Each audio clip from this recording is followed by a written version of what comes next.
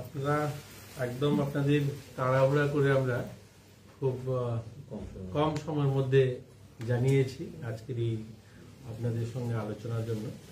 খুব বড় বিষয় না, ছোট একটা বিষয় যেটা আপনারা সকলেই জানেন যে আজকে প্রভাতী পত্রিকাতে অনেকগুলো পত্রিকাতে আমাদের স্পোর্টস দপ্তরে যে পিআই নিয়োগ হবে সেটা নিয়ে কিছু লেখা হয়েছে এবং আমাদের মাননীয় ত্রিপুরা মতার ফাউন্ডার যিনি প্রদ্যোৎ কিশোর দেববর্মন মহোদয় উনিও একটা চিঠি দিয়েছেন আমাকে, এবং মাননীয় বিধায়ক রঞ্জিত দেববর্মা উনিও একটা চিঠি দিয়েছেন যে আমরা যেটা অ্যাডভার্টাইজমেন্ট করেছি, যেটা আমরা 8 তারিখে একটা পত্রিকাতে, যেটা 7 তারিখে আমরা দিয়েছি, 8 তারিখে পত্রিকাতে যে বিজ্ঞাপনটা বেরিয়েছে সেখানে যে রিজার্ভেশন এসসি এবং এসটি রিজার্ভেশন সেটা নিয়ে ওনারা জানতে চেয়েছেন সেটা কি করে হলো, যে সংখ্যাটা এই সংখ্যাটা 301 জন আমরা পিআই নেব এবং সেখানে জুনিয়র পিআই নেব, সেখানে যে সংখ্যা এসছে এসসিদের জন্য 35টা পোস্ট এবং এসটিদের জন্য 18টা পোস্ট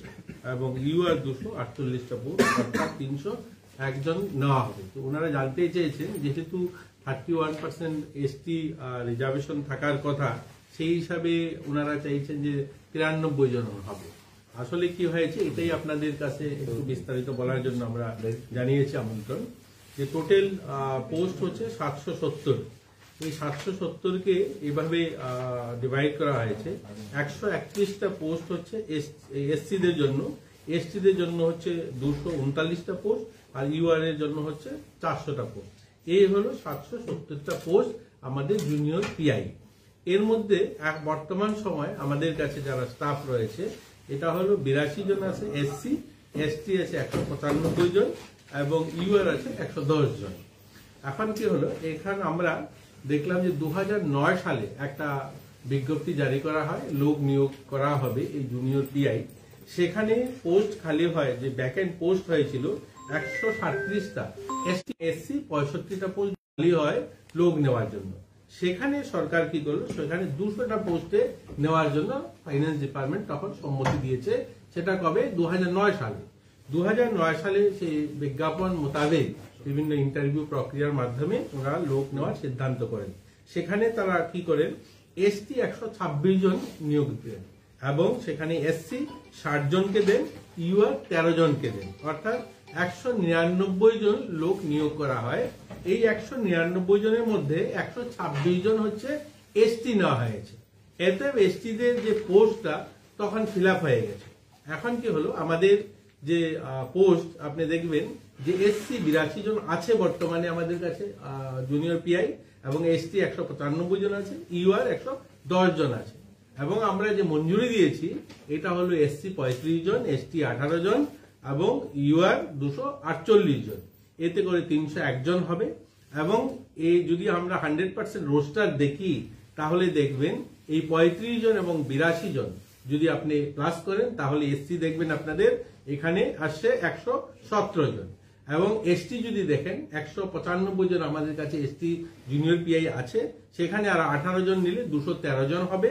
এবং ইউআর আমাদের 110 জন আছে, আমরা 248 জনকে নিলে 358 জন হবে। অর্থাৎ আমাদের যে 100% যে রোস্টার সেটা সম্পূর্ণ হবে। এসসি 17% হচ্ছে এবং এসটি 31% হচ্ছে এবং ইউআর 52% হচ্ছে। মানে আমাদের 100% রোস্টার আমরা ফলো করছি। দেখুন আমাদের চাই আমাদের রাজ্যে এসসি বা এসটি কেউ বঞ্চিত হয়ে, এটা কেউই চায় না।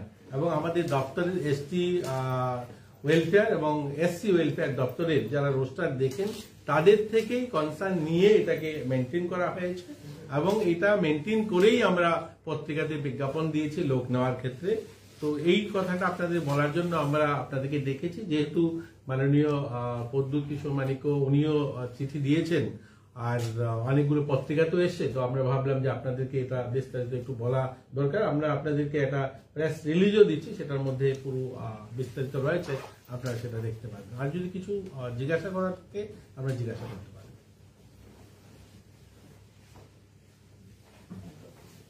আমাদের সচিব আছেন, যদি কিছু জিজ্ঞাসা করতে চান।